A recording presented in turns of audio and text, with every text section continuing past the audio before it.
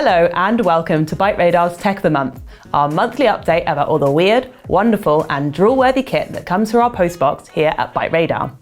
This is our 20th episode, and this calls for something extra special. We're going to be doing a bikepacking specific video. So we'll look at all the bikepacking goodies that everyone here at BikeRadar has been using this year. First, we're going to hear from Jack Luke, who will talk us through the new Garmin Edge 1040 solar bike computer, as well as his Pelago front rack. Felix will talk us through some of his colourful new kit from the Rapha Explore range, as well as some brand new lights from Exposure. I have a new sleeping bag from Rab, made from totally recycled material, and also a Biffy Bag from Outkin. We're also going to hear from Tom Marvin out in France, who at this very moment is riding across Europe. He's going to talk about his bike, his new Tailfin cage pack bags, and a few other bits and pieces he couldn't live without during his ride. So if you're a lover of cycling tech and bike packing, why not subscribe and hit the bell icon so you know when our latest video drops. Here we have the brand new Garmin Edge 1040 Solar, released only last week. In this particular unit, just out the box. I'm going to talk you through the top 5 key things you need to know about the new Garmin Edge 1040 family. And let me tell you, number 5 is one you have all been asking for quite some time. Number 1, the new Garmin Edge 1040 Solar boasts a claimed battery life of up to 100 hours, thanks to the adoption of a solar charging panel integrated into the screen of the computer. This is, however, the first time we've seen it integrated into one of its bike computers and could be perfect for those out adventuring by bike who don't have access to typical charging means. Number 2, the computer is claimed to offer better GPS performance. This is because the computer is equipped with multi-GNSS connectivity. What the heck does that mean? Well, it's a combination of the 3 main GPS systems, and Garmin claims it gives better GPS tracking performance overall in more challenging environments. In the real world, this means if you are in a busy urban environment or if you're in a heavily wooded area, you should get faster GPS pickup and more accurate results. Number 3, the computer is said to include more sophisticated data analytics, including the new cycling ability feature. This will give you suggested training on how to tackle your chosen event or ride. Number 4, and you quite literally can't miss it, look at the size of this computer. It looks like a buzzer in a restaurant that's about to tell me my tasty burger is ready. It retains the same 3.5-inch screen seen on the Garmin Edge 1030 and 1030 Plus, and overall the form factor and largely the shape of the computer is very, very similar to those outgoing models. On that, and this isn't the key feature, but one thing you've all asked for a very long time is that you can now customize the settings, and in particular the homepage and data screens via the Garmin Connect app. This is a functionality that Wahoo computers have had since launch and has long been a feature requested by Garmin users. Number 5, and this is something a lot of you had asked for, Garmin has done away with the micro USB charging port for the 1040 family in favour of a USB-C charging port.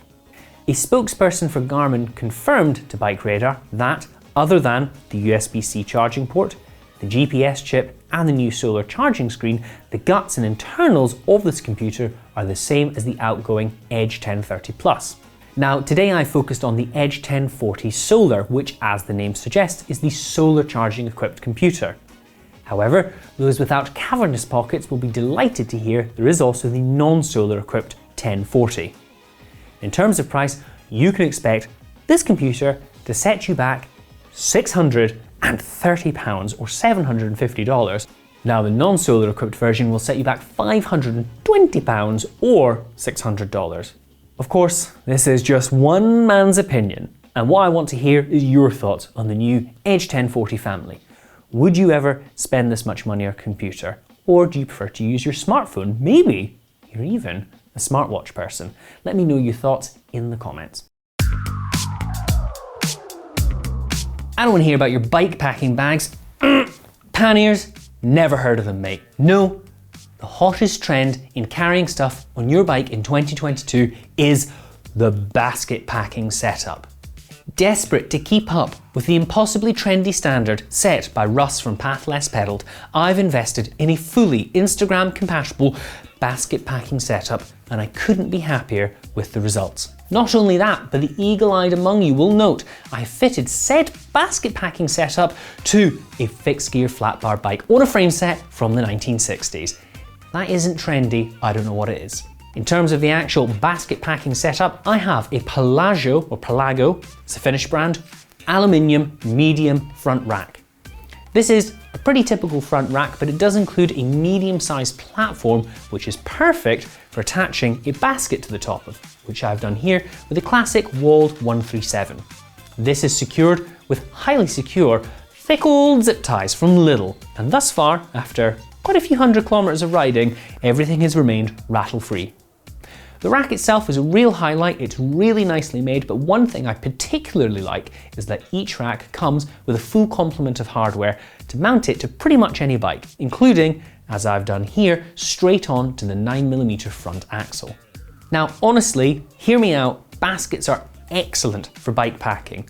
If you have something like this bike or a cool old mountain bike or just something you want to make into a more casual touring rig, do not overlook the humble basket. It really is a very accessible, cheap and simple way to get into carrying stuff on your bike. And if that's the barrier to you enjoying your bike packing time, I say go for it.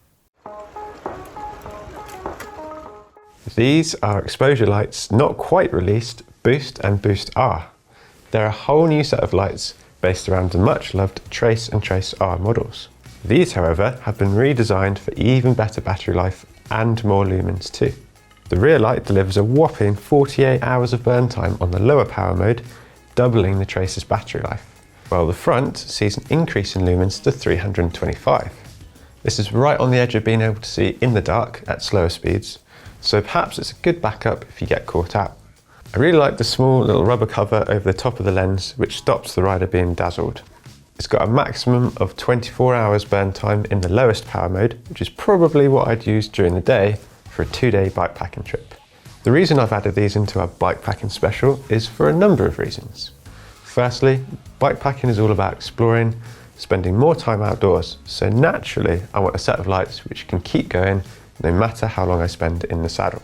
Secondly, they're also made from what feels like bomb-proof aluminium, and it's got an IP6 waterproof rating. So I've got full confidence they'll survive a tumble onto the road or into a muddy puddle. Very much a possibility when bike packing. Okay. Yeah. You might have noticed the rear light has a little more tech going on. It's got the React and Peloton modes, which automatically adjust the light depending on various scenarios. React mode enabled means the light brightens under braking and when moving in and out of shade. Peloton mode detects a rider's front lights behind you and dims down to stop dazzling them. It then flares back up for more visibility. Various brackets are available, including compatibility for aero and D-shaped seat posts, and you can also mount the front on a GoPro style bracket and TT bar extensions too. As I said, these are yet to be released, but should be available to buy by the end of the month. It seems I'm a bit of a magpie for brightly coloured cycling kit this year, with Ale's Kenya jersey featuring in a previous episode. But today, I have Rapha's Explore lightweight jacket, which is part of their Explore collection. You might think this is just a random block colour pattern, but no, this is Rapha, don't forget, so in fact it's actually been inspired by the tones and topography of the Colorado Trail. Away from the colours, the fabric is actually really lightweight at just 25 grams per square metre. This promises better breathability and temperature control. It has been treated with a durable water repellent finish for light water resistance, but its main feature is the ability to block out wind chill. It packs down into its own very small side pocket, meaning it will take up next to nothing in your bike luggage or jersey pocket. And it also has a little loop on the top so you can hang it up to dry. And finally, it's got a nice high collar, reflective Rapha logos and a dropped rear for more protection. Personally, I really dislike the feel of arm warmers, so if this can replace the need for them, I'll be much more comfortable during my adventurous rides. At $150 US or £110, it is quite expensive, but I think this jacket could be one of the pieces I end up taking with me on many rides due to its versatility. Also in Rapha's Explore collection is this Explore bar bag. Because are you even bikepacking if you don't have some kind of bar bag?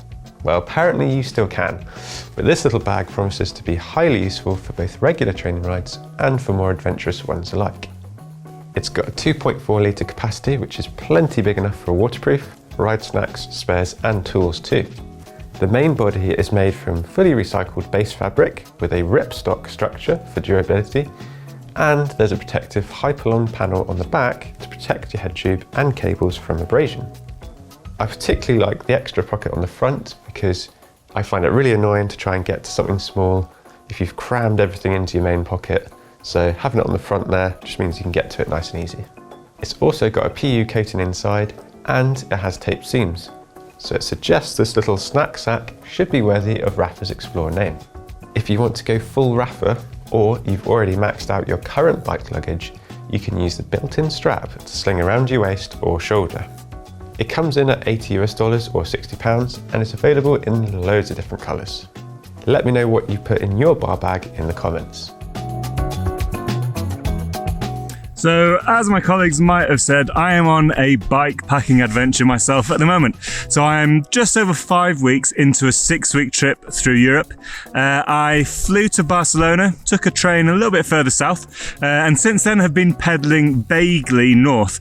So we thought what we'd do is talk through a few of the bits of kit that I've been using on my 6-week bike packing trip. Okay, so this is my bike for the trip. It is a Lauf True Grit, and now I've taken the grip fork off and I put a rigid fork on there so I could put some anything cages. But it is a gravel race bike that I have kind of modified for bike packing duties. Just coming up to 2,500 kilometers and maybe 35-ish thousand meters of climbing, and it's done me pretty well. So these are Tailfin's new bags and they're called the Cage Pack, and they strap on to the anything cages. These come in 1.7, 3 or 5 litres. And these range between 30 and 45 pounds. Again, they are fully waterproof. They have little tabs on them so that you can attach things like lights or little straps to them if you needed. And they attach to the bike via these nifty little clips that the cargo straps loop through and then hook under. It just stops them dropping down. Super lightweight, super easy to use.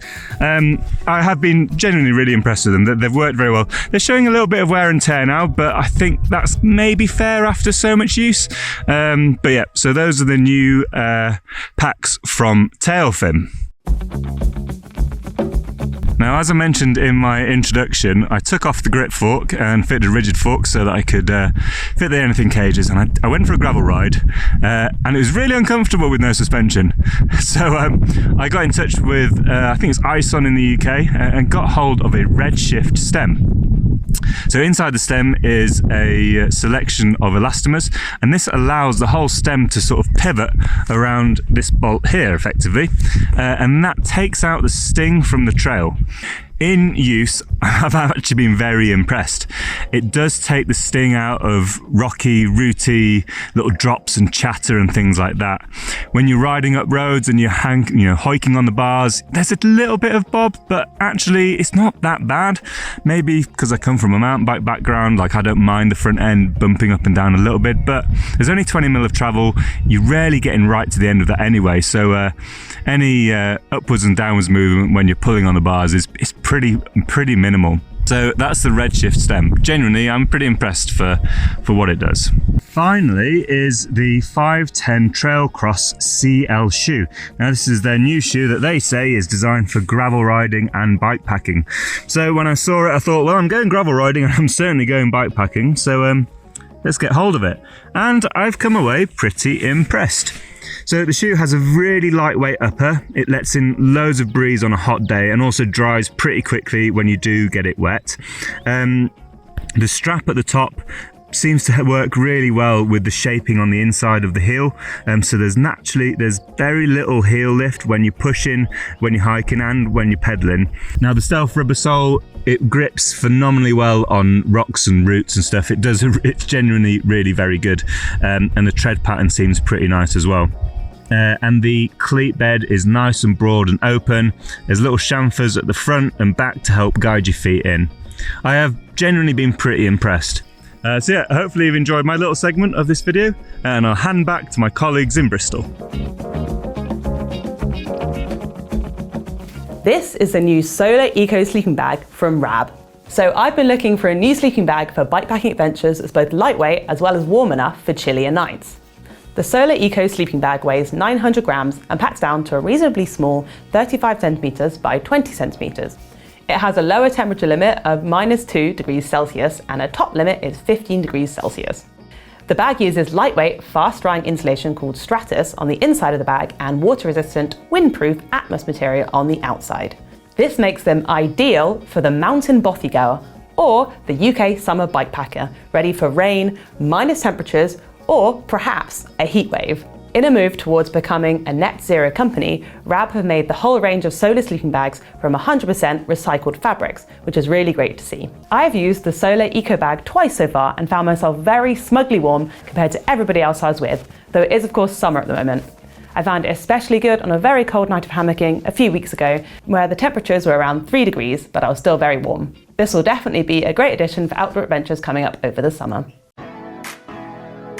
Next, we're staying with the camping theme. Here I have the Elan Biffy Bag from Outkin. The Elan is a light and packable waterproof shelter, ideal for multi-day bikepacking trips when you don't want to carry a full tent. The Elan is different to a traditional bivy bag in that it has a small hooped section for your head.